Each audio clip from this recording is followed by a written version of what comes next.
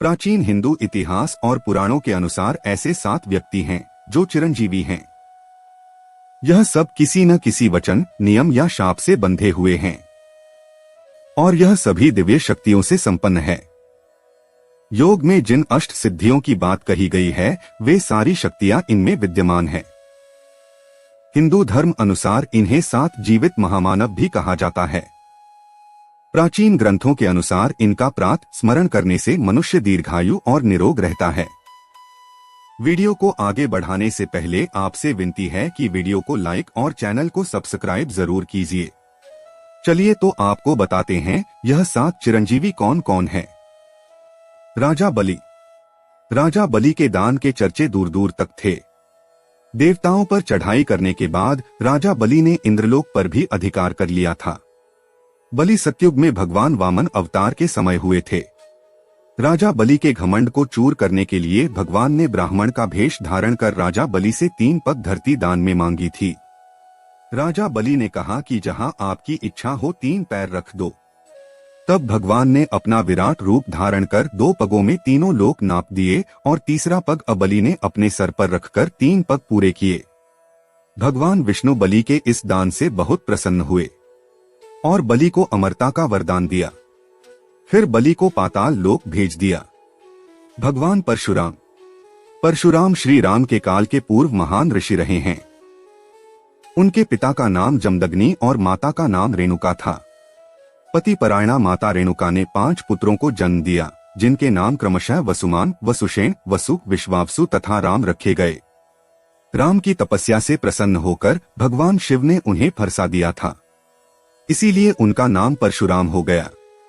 भगवान परशुराम श्री राम के पूर्व हुए थे, लेकिन वे चिरंजीवी होने के कारण श्री राम के काल में भी थे और महाभारत काल में भी थे। भगवान परशुराम विष्णु के 6वें अवतार हैं। इनका प्रादुर्भाव वैशाख मास के शुक्ल पक्ष की तृतीया को हुआ, इसलिए उक्त तिथि अक्षय तृतीया कहलाती है। इनका जन्म समय सतयुग और त्रेता का संधिकाल माना जाता है। हनुमान जी। अंजनी पुत्र हनुमान को भी अजर अमर रहने का वरदान मिला हुआ है। यह श्री राम के काल में भगवान राम के परम भक्त रहे हैं।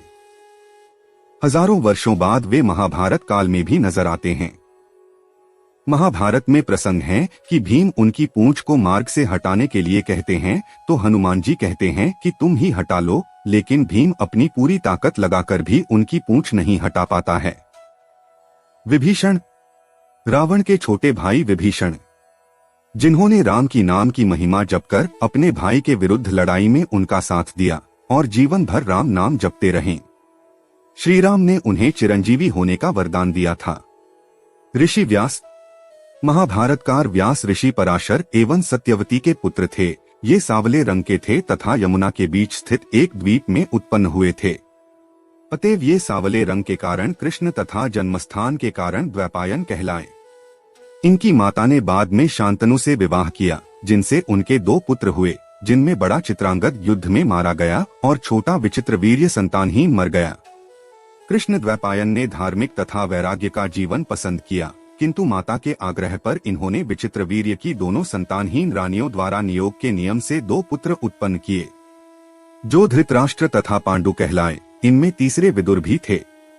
व्यास स्मृति के नाम से इनके द्वारा प्रणीत एक स्मृति ग्रंथ भी है। भारतीय वाङ्मय एवं हिंदू संस्कृति व्यास जी की ऋणी है। अश्वत्थामा। अश्वत्थामा गुरु द्रोणाचार्य के पुत्र हैं। अश्वत्थामा के माथे पर अमरमणि है और इसीलिए वह अमर हैं, लेकिन अर्जुन ने वह अमरमणि निकाल ली थी। ब्रह्मास्त्र चलाने के कारण कृष्ण ने उन्हें शाप दिया था कि कल्पांत तक तुम इस धरती पर जीवित रहोगे, इसीलिए अश्वत्थामा 7 चिरंजीवियों में गिने जाते हैं। माना जाता है कि वे आज भी जीवित हैं तथा अपने कर्म के कारण भटक रहे हैं। कृपाचार्य। शरद्वान गौतम के एक प्रसिद्ध पुत्र हुए हैं कृपाचार्य। कृपाचार्य अश्वत्थामा के मामा और कौरवों के कुलगुरु थे। शिकार खेलते हुए शांतनु को 2 शिशु प्राप्त हुए। उन दोनों का नाम कृपि और कृप रखकर शांतनु ने उनका लालन पालन किया। महाभारत युद्ध में कृपाचार्य कौरवों की ओर से सक्रिय थे। यह भी बहुत अद्भुत है कि किसी को अमरता वरदान में मिली तो किसी को श्राप में। वीडियो को लाइक और चैनल को सब्सक्राइब जरूर कीजिए।